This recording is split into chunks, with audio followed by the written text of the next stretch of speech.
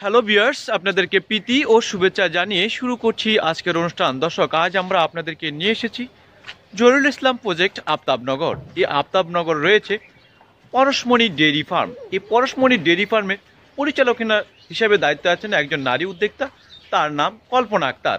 তিনি একটি গরু থেকে এই গরুর দুধগুলো যখন বিক্রি করতেন, সেই দুধের চাহিদা মেটাতে গিয়ে তিনি এখন খামারে অনেকগুলো গরু তার এই খামারে রয়েছে। কিভাবে করলেন সেই বিষয়গুলো জানবো আমরা তার মুখ থেকে। চলুন দর্শক, আমরা কথা বলি তার সাথে। আপা, আসসালামু আলাইকুম। ওয়ালাইকুম সালাম। কেমন আছেন আপনি? এই তো ভালো আছেন? জি আলহামদুলিল্লাহ। আপা, আপনি আসলে এই ফার্মটে যখন করেছেন তখন আপনি কয়টা গরু দিয়ে শুরু করেছেন? প্রথমে একটা গরু কিনছিলাম। একটা গরু কিনেছেন। হ্যাঁ, তারপরে তো আপনার খামারে এখন কতগুলো গরু রয়েছে? এখন আছে আল্লাহ দিলে 7টা গরু আছে দুধের, আর 12টা আছে বাছুর। বাছুর? হ্যাঁ এই 7টা থেকে কি এই বাছুরগুলো? হ্যাঁ, অনেকটি মা আবার বিক্রি করে দিচ্ছি, আবার নতুন গরু আনছি কটা।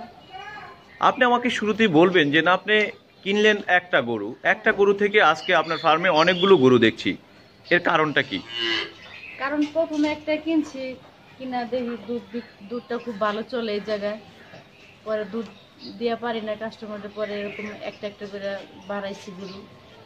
তারপরে কিনছি একটা, তারপর আরেকটা কিনছি, তারপর যে কাস্টমার আরো বেশি, পরে এরকম করে গরু 7টা বাড়াইছে আর কি। আপনি কি এখন গরুর যে মানে দুধটা বিক্রি করে আপনার চাহিদা পূরণ করার জন্য, হলো যে যারা কাস্টমার আছে তাদের চাহিদা পূরণ করার জন্যই আপনার এতগুলো গরু, হ্যাঁ, কিন্তু এখন কি আপনি চাহিদাটা তাদের পূরণ করতেছেন, না তাদের আরো মানে পূরণ করার জন্য আরো আপনার গরু বাড়াতে হবে?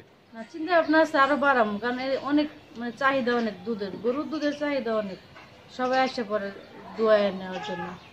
আপনার এই খামারে যে দুধগুলা বিক্রি করেন, এটার দুধগুলো বিক্রি করার এত চাহিদা থাকার কারণটা কি? কারণ যে সামনে অরিজিনাল জিনিসটা পাইতেছে দোয়ায়া, আমরা এর আগে থেকে দোয়ায় রাখি না। মনে করেন যে আসে আপা গরুর থেকে দুধ দেওয়া যাবে, আমরা বলি হ্যাঁ দেওয়া যায়, পরে আসলে সামনে দোয়ায় দিই। তার মানে আপনার খামারে যে যারা কাস্টমার গুলো দুধ নিতে আসে তাদের সামনে আপনি দোয়া বিক্রি করে হ্যাঁ, দেন।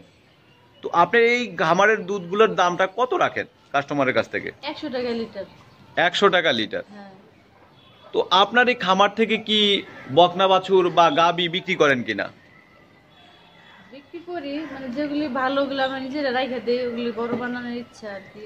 এখন কিন্তু এরকম হয় নাই, তারপরে বড় হয়েছে, একটা গাভী নিয়েছে আমার নিজের পালের বাছুর আর কি। ও আচ্ছা। তো আপনি গাবি বাচ্চাগুলা কেন বিক্রি করতে চান না? মানে ওগুলি ইচ্ছা আছে আমি নিজে গাভিন বানাবো, দুধের বড় গরু বানাবো। এই কারণে? হ্যাঁ তার মানে আপনি ভালো যে বাচ্চাগুলো আছে সেগুলো আপনি বিক্রি করেন না, না, কিন্তু যারা নতুন উদ্যোক্তা, নতুন খামারি, তারা খামার করতে গিয়ে তো অনেক পেশাতে পড়ে, তারা ভালো জাতের গরু কিনতে চায় না, যা আপনারা খামারিরাই বিক্রি করতে চান না। হ্যাঁ, তো আপনারা কি কিনতে গিয়ে এই ধরনের কোনো সমস্যা পড়েছেন কিনা? মানে হ্যাঁ কিনতে গেলে বলে একটা, পর আনলে হয় আরেকটা, মানে সব গরু একরকম হয় না। মাঝে মধ্যে এরকম 2-3টা গরু ভালো পাইছি, মানে এক কথার সাথে মিল আছে। এরকম এই যে গরুটা কিছুদিন আগে আনছি, একটু জোরে বলবেন। এই গরুটা কিছুদিন আগে আনছি, বলছে 13-14 লিটার দুধ হবে, কিন্তু আমার এই জায়গায় আনার পরে 3-4 লিটার করে দুধ হয় সকালে, আর বিকালে হয় 2-2.5 লিটার। তার মানে এইটাকে বলছে যে আপনি কেউ এত লিটার দুধ হবে বলে আপনার কাছে বিক্রি করছে? 13-14 লিটার হবে বলছে 13-14 সকালে। লিটার? হ্যাঁ, শুধু সকালে টানে, আর বিকালে বলছে আরো বেশি হবে। এখন হচ্ছে কয় লিটার? এখন আমার সকালে হয় 3 লিটার, বিকালে হয় 2.5 লিটার। এরকম। তাহলে আপনার এই খামারে কি মানে গরুটা এগুলো আনছি অনেক দূরের থেকে, তো নাটোর থেকে আনছি, পাবনা ছাড়া আর দূরে। কত টাকা দিয়ে নিয়ে আসছিলেন এই গরুটা? গরুটা পড়ছে 1,70,000 না 80,000 টাকা। 1,70,000-এর মতন পড়ছে? হ্যাঁ, আরো খরচ আছে, আওয়াজ আর ভাড়া আছে না। আরো ভাড়া আছে? হ্যাঁ, তা আপনি এই যে আপনার এই, খামারে যে এই গাভীটা দেখছি, এটার মানে দুধের মানে এলো রেকর্ডটা কেমন? ভালো, এটা ভালো। এটা গরুর নাম হচ্ছে রানী গরু আর কি। রানী গরু? হ্যাঁ, এটা দুধ ভালোই দেয়। এটা দুধটা ভালো দেয়? এটা কত লিটার দেয়? এটা সকালে 5 লিটার, বিকালে 4 লিটার। টোটাল 9 লিটার দেয়? হ্যাঁ, তাও তো কম মনে হচ্ছে, হ্যাঁ যেহেতু রানী জাতের মানে এলো গাবি, সেই সুবাদে তো আরো বেশি হওয়ার কথা। বাছুর বড় হয়ে গেছে আবার ও যখন হলো বাছুরটা বড় হয়ে যাওয়ার কারণে হলো আপনার এটা কম দুধটা দিচ্ছে। কমে যায়। হ্যাঁ আচ্ছা, এই যে পাশে যে গাবিটা দেখছি, তো এই গাবিটা হলো কোন জাতের? এগুলি করস জাতের আর কি। ক্রস না? হ্যাঁ এটা আপনার এই খামারে হলো সর্বোচ্চ দুধ বেশি দেয় কোন গরুর গাবিটা?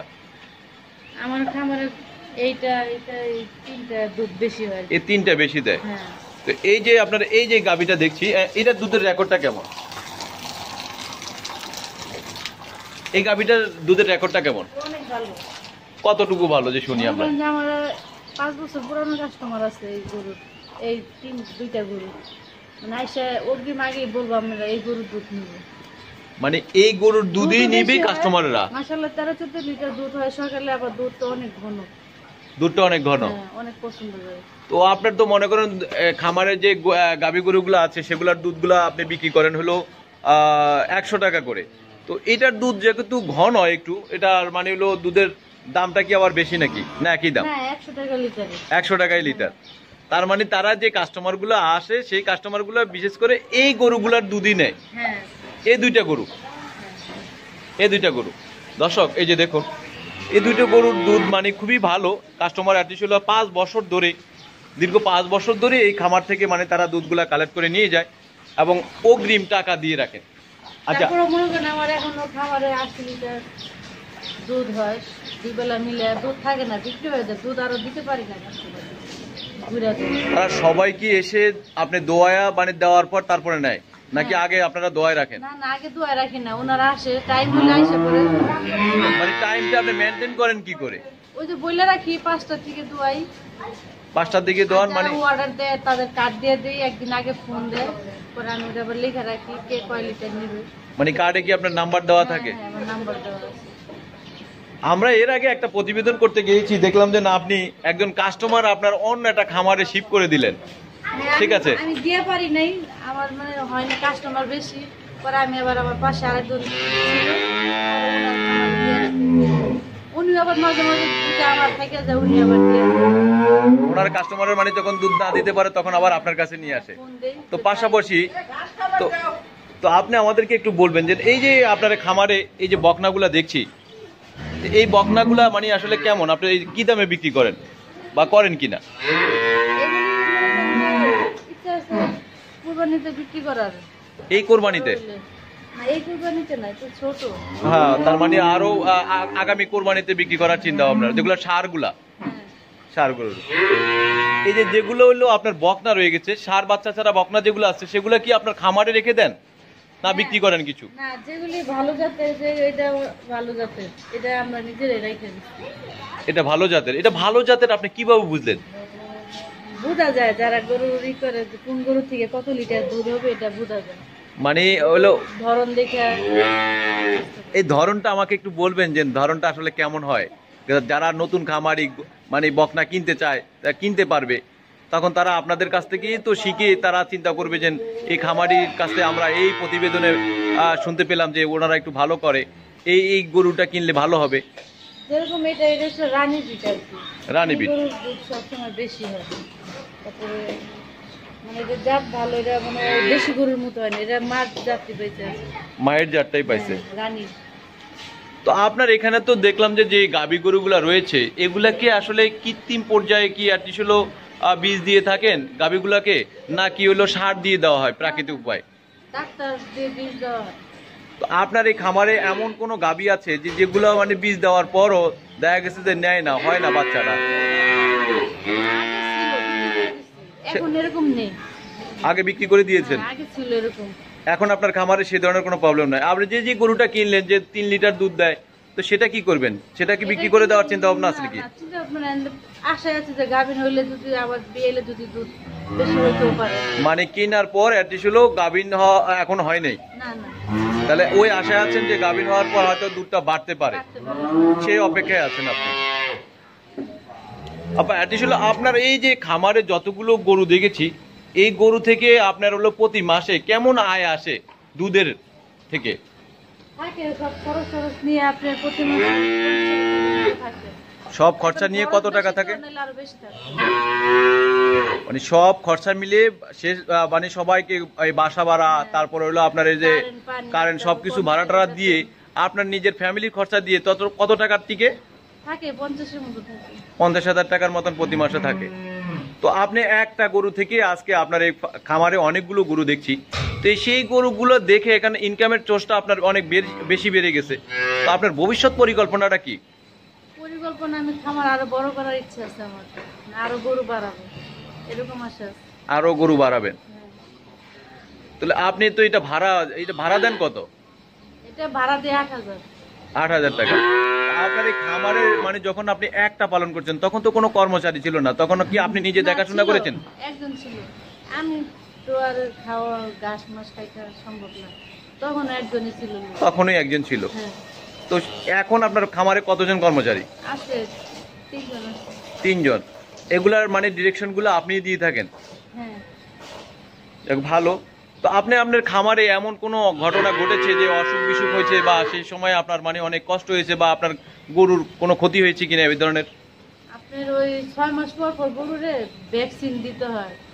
তারপর ওই যে কুরবানিটা আসলে এদিকে আবার গরুর হাট বসে, তো একটা ভাইরাস ছড়ায় যায়, মাঝে মধ্যে ভাইরাস দিতে পুরা রোগটা আসে পড়ে আর কি খামারে। তার মানে হলো আপনার খামারে মূলত হলো যখন কোরবানির সময় যে এখানে কোরবানির হাট বসে সেই সময় হলো বিভিন্ন গরু এই হাটে আসে, ভাইরাস সেখান থেকে আপনার এখানে ছড়ায় যায়, সেই ছড়ানোর থেকে খুরা রোগগুলো হয়ে আপনার এই খামারে অনেক ক্ষতি হয়ে যায় সাধারণত। তো এই কবে নাগাদ এই ধরনের ক্ষতি হয়েছে কিনা, এর আগে কি হয়েছে কিনা? হয়েছে, এর আগে আমার 3টা বাচ্চা মারা গেছে। 3টা বাচ্চার মারা গেছে? এই পুরা রোগ হয়ে। মানে আপনারা আগে থেকে বুঝতে পারেন নাই? বুঝতে পারছি, এমন সময় রোগটা ধরা পড়ছে আপনার ঈদ, আবার 3-4 দিন বন্ধ ছিল,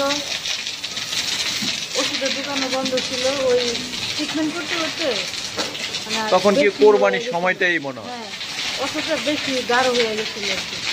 তখন আর বাঁচানো যায় না? মারা গেছে। হ্যাঁ। না মানে বড় গাভী গরুগুলার কোনো প্রবলেম হয় না? আল্লাহ দিলে এরকম হয় না।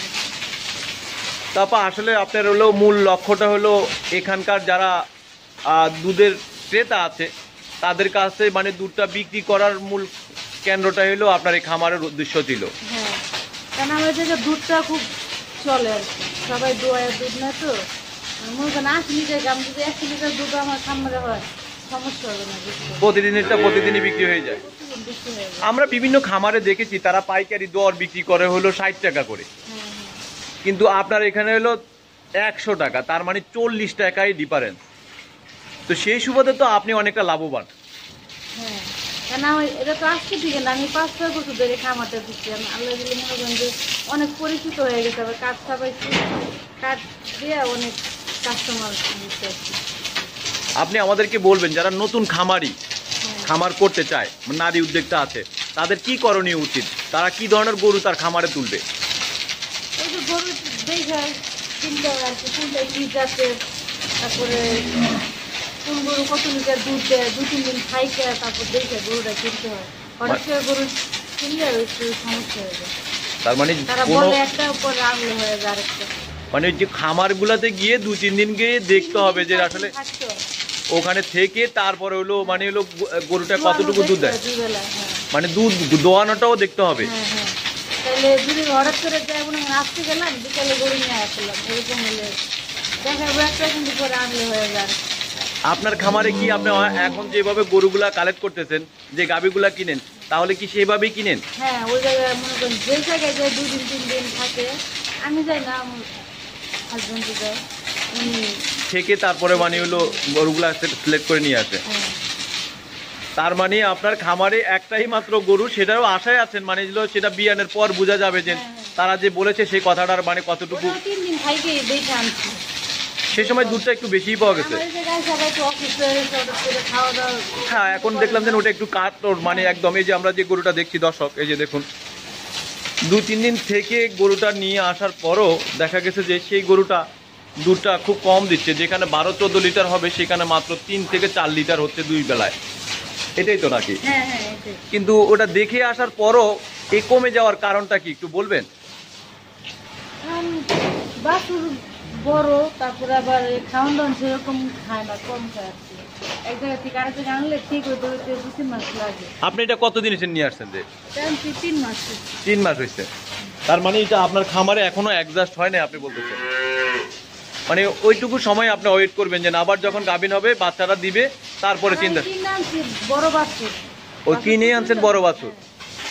বলছো যে পরবর্তী দুধ বেশি হবে। তারপর আপনাকে অনেক অনেক ধন্যবাদ আমাদেরকে সময় দেওয়ার জন্য। আচ্ছা, ঠিক আছে। দর্শক, আপনারা শুনলেন এই নারী উদ্যোক্তা এক ছিল কল্পনা আক্তার। তিনি তার এই খামারে শুরু করেছিলেন একটি গরু দিয়ে। একটি গরুর দুধ দিয়ে যখন যে কাস্টমারদেরকে দুধগুলো দিয়ে যখন চাহিদা মেটাতে পারছিলেন না, তখন তার একটা থেকে দুইটা, দুইটা থেকে তিনটা, এভাবে তার এখন খামারে রয়েছে অসংখ্য গরু। এই গরুগুলো থেকে তিনি যে দুধের আয়টা করে থাকেন, তার বাসা ভাড়া থেকে শুরু করে তার খামারের সব খরচা দিয়ে, কর্মচারীর বেতন দিয়ে তার প্রতি মাসে থাকছে হলো 50,000 টাকা। দর্শক, আপনারা যারা খামার করবেন, খামার করার পূর্বে আপনাদের যে গাভী গরুগুলো আপনারা যাচাই করবেন 2-3 দিন থেকে, সেই যে খামার থেকে কিনবেন দুধ দোয়ানো থেকে সে দেখে আপনার 3-4 দিন যাচাই বাছাই করে তারপরে গরুগুলোকে কেনার চিন্তা ভাবনা করবেন। দর্শক, আমাদের এই ভিডিওটি দেখে যদি আপনাদের একটুখানি উপকার হয়ে থাকে তাহলে হবে আমাদের সার্থকতা। আপনারা ভালো থাকবেন, সুস্থ থাকবেন। আল্লাহ হাফেজ। আর আমাদের নতুন নতুন ভিডিও দেখার আপডেট পেতে আমাদের বেল বাটন টিপে এবং সাবস্ক্রাইব করুন। আল্লাহ হাফেজ।